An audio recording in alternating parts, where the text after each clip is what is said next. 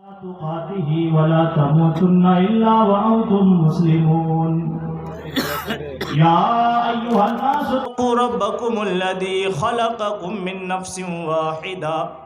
وخلق منها زوجها وبث منهما رجالا كثيرا ونساء واتقوا الله الذي تساءلون به والأرحام إن الله كان عليكم رقيبا يا أيها الذين آمنوا اتقوا الله وقولوا قولا سديدا يصلح لكم أعمالكم ويغفر لكم ذنوبكم ومن يطع الله ورسوله فقد فاز فوزا عظيما أما بعد فإن خير الحديث كتاب الله وخير الهدي هدي محمد صلى الله عليه وسلم وشر الأمور محدثاتها وكل محدثة بدعة وكل بدعة ضلالة وكل ضلالة في النار أعوذ بالله من الشيطان الرجيم بسم الله الرحمن الرحيم وما أرسلناك إلا رحمة للعالمين وقال الله تعالى في موضع آخر لقد كان لكم في رسول الله أسوة حسنة لمن كان يرجو الله واليوم الآخر ಅಜ್ಞಾನ ಹೇತುಕೃತ ಮೋಹ ಮದಂಧಿಕಾರ ನಾಶಂ ವಿದಯಂ ಹಿ ತದುದಾಯತೆ ವಿವೇಕ رب اشرح لي صدري ويسر لي امري واحلل عقدة من لساني يفقهوا قولي رب زدني علما رب زدني علما اللهم رب زدني علما سب سے پہلے تمام قسم کی تعریفیں پرشنسائیں حمد و ثنا کبریائی بڑائی بزرگی اس اللہ رب العالمین احکم الحاکمین کے لیے لائق و سزاوار ہے جو ہم سبوں کا خالق مالک مربی اور پالنہار ہے، جو اس وشو کے رچیتا اور رچناکار ہے، جو اس ورلڈ کا ماسٹر ہے، جو رب العرش ہے، جو اعلیٰ کل شیء قدیر ہے، اور جس نے ہماری فلاح اور بہبودگی کے لیے، ہماری رشد و ہدایت کے لیے، ہمیں گمراہیوں سے صراط مستقیم پر لانے کے لیے، ہمیں پتھ بھرشٹ سے ست دھرم پر لانے کے لیے بہت سے نبیوں کو، رسولوں کو اس دار فانی میں، اس کائنات میں مبعوث فرمائے، اور ہمیں اور آپ کو جناب محمد رسول اللہ صلی اللہ علیہ وسلم کا امتی بننے کا شرف بخشا۔ بعدہ لاکھوں کروڑوں درود و سلام کی پھول نچھاور ہو اللہ کے تمام نبیوں پر، رسولوں پر، خصوصاً ہمارے اور آپ کے آخری نبی امام الانبیاء امام کائنات جناب محمد رسول اللہ صلی اللہ علیہ وسلم پر، وہ ذات مقدسہ و مبارکہ و مطہرہ رب العزت نے جنہیں رحمت کائنات بنا کر بھیجا اور جن کے ذریعے اہل کائنات میں رحمت اور ہدایت کا بندوبست فرمایا، اور جس نے اس کائنات میں تشریف لا کر حق و باطل سے، نور کو تاریکی سے اور ہدایت کو گمراہیوں سے چھانٹ کر الگ کر دیا، نمایاں کر دیا، اور جس پر ایک مرتبہ درود و سلام بھیجنے والا شخص اللہ رب العالمین کی 10 رحمتوں کا مستحق بن جاتا ہے۔ اللہم صلی وسلم بارک علیہ۔ معزز علماء حضرات، میرے سامنے بیٹھے ہوئے مختلف گاؤں اور قصبوں سے آئے ہوئے حاضرین جلسہ، محترم بزرگوں، نوجوان ساتھیوں، پیارے بچوں، پردہ نشین، عزت دار ماں اور بہنوں، حضرات، میں سوچتا ہوں کہ آج آپ کے سامنے اللہ کے نبی جناب محمد رسول اللہ صلی اللہ علیہ وسلم کی سیرت کے تعلق سے کچھ باتیں کروں، کیونکہ آپ کو اچھی طریقے سے معلوم ہے کہ یہ جو جامعہ اسلامیہ اعظم پور گھشکی کا جو عظیم الشان جلسہ ہے، یہ پچھلے مہینہ 17 تاریخ یعنی 9 ربیع الاول کو منعقد ہونے والا تھا، اور پوری تیاری بھی ہو گئی تھی، لیکن اچانک برسات آ جانے کی وجہ سے اور موسم خراب ہو جانے کی وجہ سے جلسہ کو استغرق کرنا پڑا، کینسل کرنا پڑا، اور ہمارے گاؤں کے جو ایک استاد ہے مولانا سراج صاحب حفظہ اللہ، انہوں نے کہا تھا کہ آپ کو بولنا ہے، اور میں نے سوچ لیا تھا کہ 9 ربیع الاول کا جلسہ ہے تو میں اللہ کے رسول کی سیرت پہ کچھ بولوں گا۔ آئیے میں سوچتا ہوں کہ وہی موضوع جو میں نے سوچا تھا 9 ربیع الاول کے لیے، یعنی اللہ کے رسول کی سیرت پہ آپ کے سامنے کچھ باتیں رکھوں۔ الہ العالمین سے دعا ہے کہ مولا کریم مجھے حق کہنے، صحیح کہنے اور ہم لوگوں کو کہنے اور سننے سے زیادہ عمل کرنے کی توفیق عطا فرمائے، آمین۔ حضرات، ہمارے جد امجد سیدنا ابراہیم خلیل اللہ علیہ السلام مکہ مکرمہ میں رب العالمین احکم الحاکمین کے حکم سے جس وقت کعبۃ اللہ کی تعمیر کر رہے تھے، خانہ کعبہ کو بنا رہے تھے اپنے بیٹے اسماعیل علیہ السلام کے ساتھ، تو وہ کچھ دعائیں پڑھ رہے تھے، اور ان دعا میں یہ بھی دعا شامل تھی کہ ربنا وبعث فیہم رسولا منہم یتلو علیہم آیاتک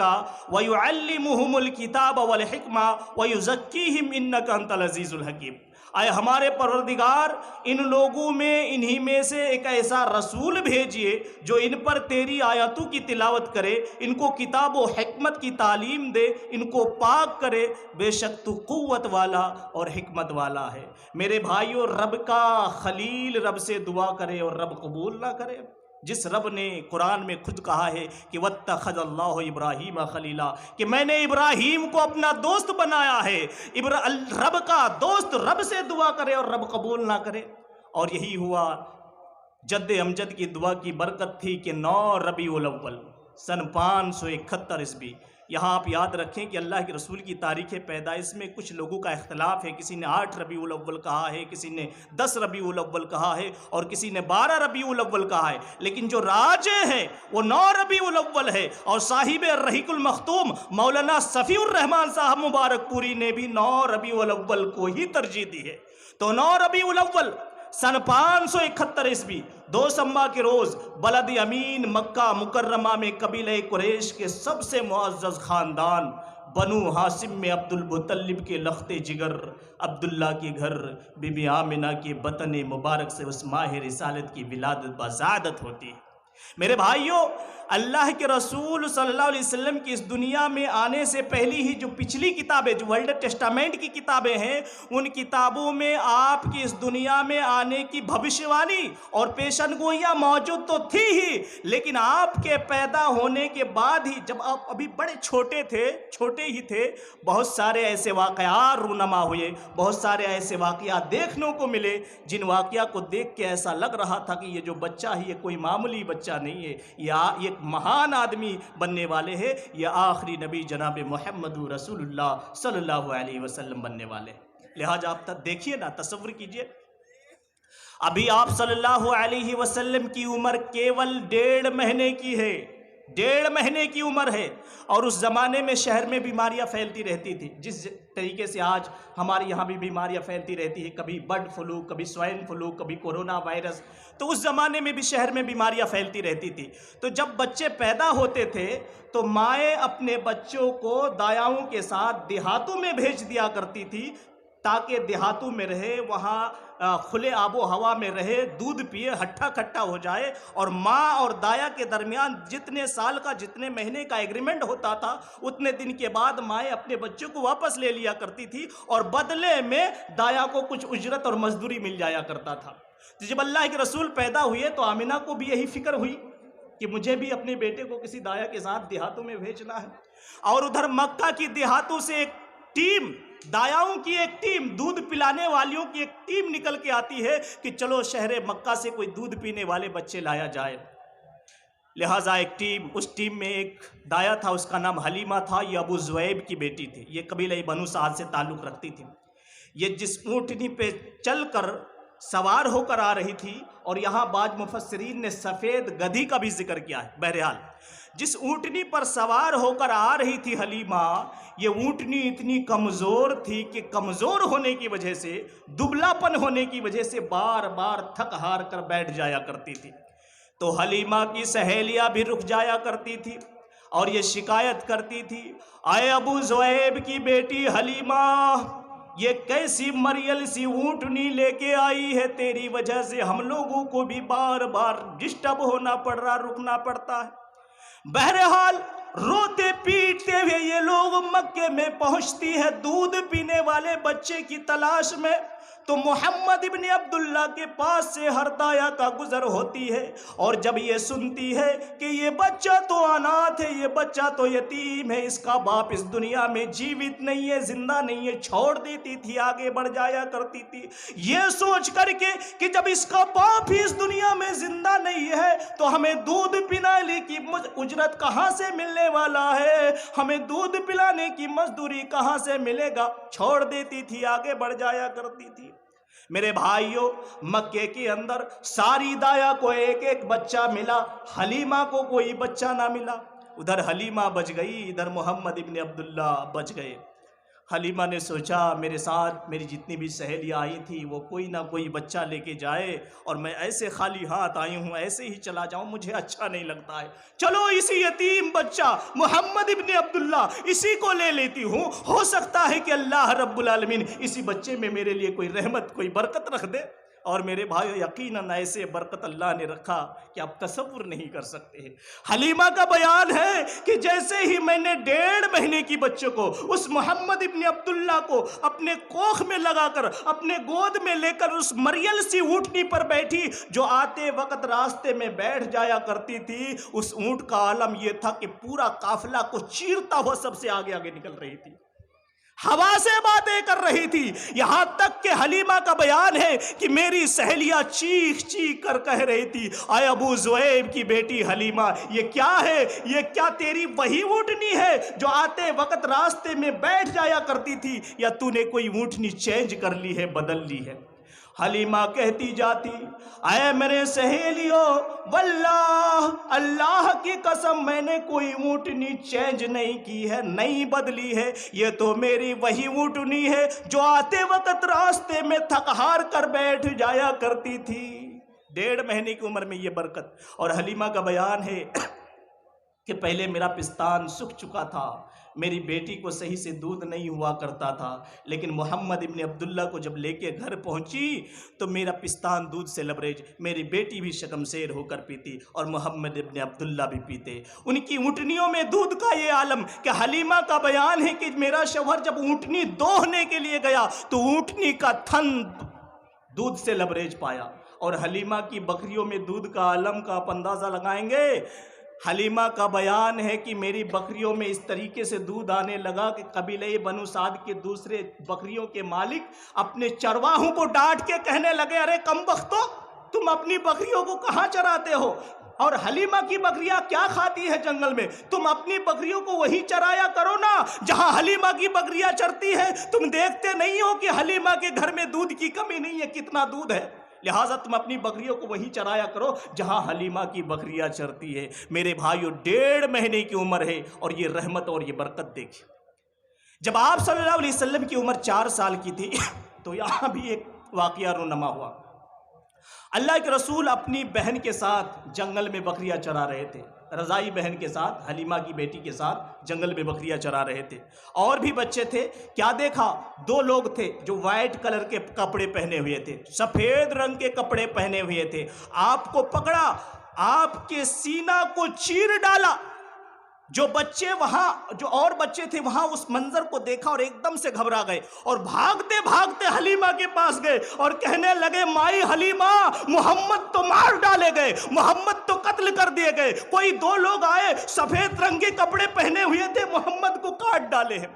حلیمہ ڈر گئی، تھرا گئی، ارے بچوں یہ کیسی منحوس باتیں کر رہے ہو، وہ تو دوسرے کا لال ہے، وہ تو دوسرے کا امانت ہے، وہ تو دوسرے کا بیٹا ہے، یہ تم کیسی باتیں کر رہے ہو؟ بھاگتی ہوئی جاتی ہے، کیا دیکھتے ہیں کہ محمد ابن عبداللہ تھوڑے سہمے ہوئے ہیں اور چھوٹے چھوٹے قدموں سے ٹہلتے ہوئے چلے آ رہے ہیں۔ حلیمہ نے اپنے کوکھ سے لگایا، پوچھا بیٹا کیا بات ہے، کیا ہوا؟ اللہ کے رسول نے فرمایا، ماں کچھ نہیں، بس 2 لوگ آیا، مجھے پکڑا، میرا سینہ کو چاک کر ڈالا، میرے دل کو نکالا، زمزم سے دھل کر میرے سینے پہ رکھ کر ہاتھ پھیر دیا، میں ٹھیک ہو گیا، اس کے علاوہ مجھے کوئی اور بات یاد نہیں۔ میرے بھائیوں، اس کے بعد حلیمہ ڈر جاتی ہے کہ دوسرے کی امانت ہے، دوسرے کا بیٹا ہے، آج یہ حادثہ ہوا، ہو سکتا ہے کل اس سے کوئی بڑا حادثہ ہو جائے، وہ ڈر جاتی ہے اور آمنہ کے حوالے کر کے چلی آتی ہے۔ لیکن میرے بھائیوں، حلیمہ کا دل اس بات پر آمادہ نہیں تھا کہ اس بچے کو چھوڑ دوں، کیونکہ رحمت اور برکت کے جو دوار کھلے تھے وہ حلیمہ دیکھ رہی تھی۔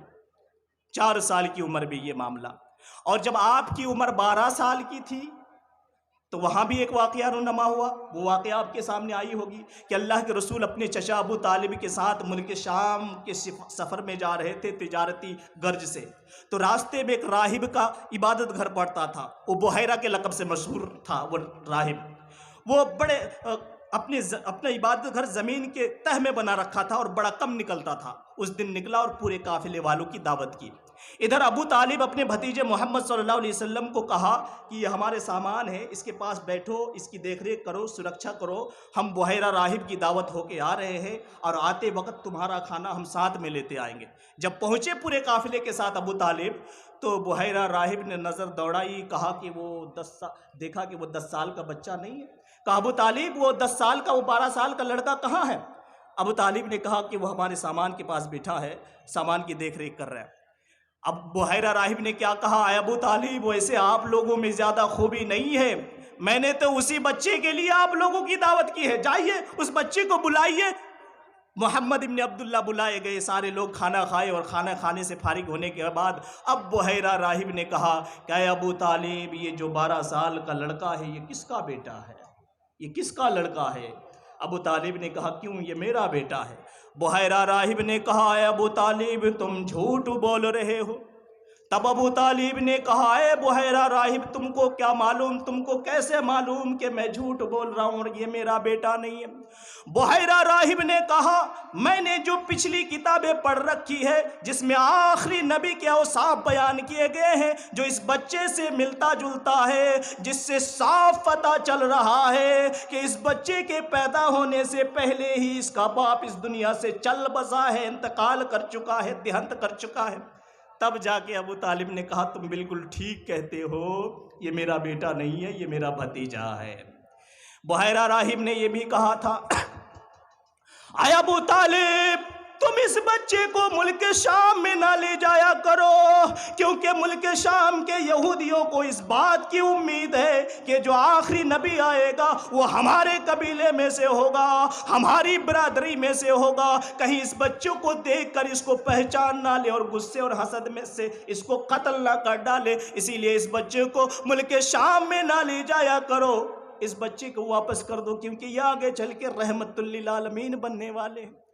ابو طالب نے یہ بھی پوچھا تھا اے بحیرہ راہب آپ کو کیسے معلوم کہ یہ آگے چل کے آخری نبی بننے والے ہیں؟ تو بحیرہ راہب نے کہا اے ابو طالب جب تم اس بچے کے ساتھ پہاڑی کے اس جانب سے نمودار ہو رہے تھے، جب تم اس بچے کو لے کر آ رہے تھے تو میں نے پہاڑوں کو دیکھا، شجر و حجر کو دیکھا، درختوں کو دیکھا کہ اس بچے کے آگے تعظیماً جھکے جا رہے ہیں اور گرے جا رہے ہیں. اور یہ تمام شجر و حجر، یہ تمام درخت تعظیماً اسی کے سامنے گرتے ہیں، جھکتے ہیں جو آگے چل کے نبی بننے والا. لہٰذا میرے بھائیوں اس واقعہ سے اندازہ لگائیے کہ ہمارے اور آپ کے نبی وہ مہان نبی ہے جس کی نبوت کی بشارت پہاڑوں نے دی، شجر و حجر نے دی، درختوں نے دی، درخت کے پتیوں نے دی، حتیٰ کہ زمین کے ذرات اور زمین کی کنکریوں تک نے دی. کیسے کنکریوں نے نبی کی نبوت کی گواہی دی. ابو جہل ایک مرتبہ چند کنکریوں کو اپنی مٹھی میں بند کر کے آیا اور کہنے لگا اے محمد صلی اللہ علیہ وسلم آپ بتا دو کہ میری بند مٹھی کے اندر کیا ہے. اگر آپ بتا دیے جاتے ہو تو جاؤ میں تجھے رسول تسلیم کر لوں گا، نبی مان لوں گا، لیکن شرط ہے کہ بتاؤ میری بند مٹھی میں کیا ہے. اللہ کے نبی جناب محمد رسول اللہ صلی اللہ علیہ وسلم نے فرمایا اے ابو جہل مجھے بتانے کی ضرورت نہیں ہے، اپنی مٹھی کو اپنے کانوں سے لگا، تیری بند مٹھی کی کنکڑیاں اس بات کی گواہی دے رہی ہے کہ میں کون ہوں. میرے بھائیوں اللہ کے رسول کو کیسے معلوم کہ ابو جہل کی بند مٹھی میں کنکڑیاں ہے؟ ایسے وقت میں آپ قرآن کی اس واضح آیت کو اپنے سامنے رکھیے وَمَا يَنْتِقُ عَنِ الْهَوَىٰ إِنْ هُوَ إِلَّا وَحْيٌ يُوحَىٰ. اللہ فرماتا ہے کہ نبی اپنی مرضی سے کچھ بھی نہیں بولتے، کچھ بھی نہیں فرماتے، وہ اسی وقت بولتے جب اللہ کہتا ہے. تو اللہ کے رسول نے فرمایا، اے ابو جہل اپنی مٹھی کو اپنے کانوں سے لگا، تیری مٹھی کی کنکڑیاں اس بات کی گواہی دے رہی ہے کہ میں کون ہوں۔ ابو جہل نے اپنی مٹھی کو کانوں سے لگایا، مٹھی سے کنکڑیوں کی آواز آ رہی تھی، اشہد ان لا الہ الا اللہ و اشہد ان محمدن عبدہ و رسولہ۔ ابو جہل نے مارے غصے کے ان کنکریوں کو زمین میں پٹک دیا اور کیا کہنے لگا، اے محمد مان گیا کہ تجھ سے بڑا جادوگر کوئی دنیا میں ہوا ہی نہیں۔ ذرا تصور کریں آپ، اپنی آنکھوں سے دیکھا، اپنی کانوں سے سنا، لیکن پھر بھی نبی ماننے کے لیے تیار ہے۔ اور اسی لیے تو ابو جہل نام پڑا ہے۔ کیا اس کا نام پہلے ہی سے ابو جہل تھا؟ نہیں، اس کا نام عمرو بن ہشام تھا، اور یہ اپنے قبیلے میں ایک بڑا آدمی تھا، ایک سردار قسم کا سردار ٹائپ کا آدمی تھا۔ لیکن ابو جہل کیوں پڑا؟ اور آپ یہ یاد رکھیے کہ صرف جاہل ان پڑھ کو نہیں کہا جاتا ہے، کبھی کبھی پڑھے لکھے لوگ بھی جاہل ہوتے ہیں، اور جاہل کا مطلب یہ ہوتا ہے کہ یہ بات میں جانتا ہوں کہ سچ ہے، حق ہے، لیکن پھر بھی نہیں مانوں گا۔ ابو جہل جانتا تھا کہ یہ نبی برحق ہے، یہ آخری نبی ہے، پھر بھی تعصب اتنا کہ میں ماننے کے لیے تیار نہیں ہوں۔ ساری چیزیں دیکھنے کے بعد پھر بھی کہا کہ اے محمد مان گیا کہ تجھ سے بڑا جادوگر اس دنیا میں کوئی ہوا ہی نہیں۔ تو میرے بھائیو،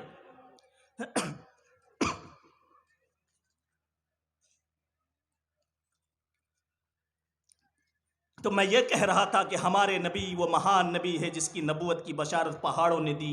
شجر و حجر نے دی، درختوں نے دی، درخت کے پتیوں نے دی، زمین کے ذرات حتیٰ کہ کنکریوں نے دی، اور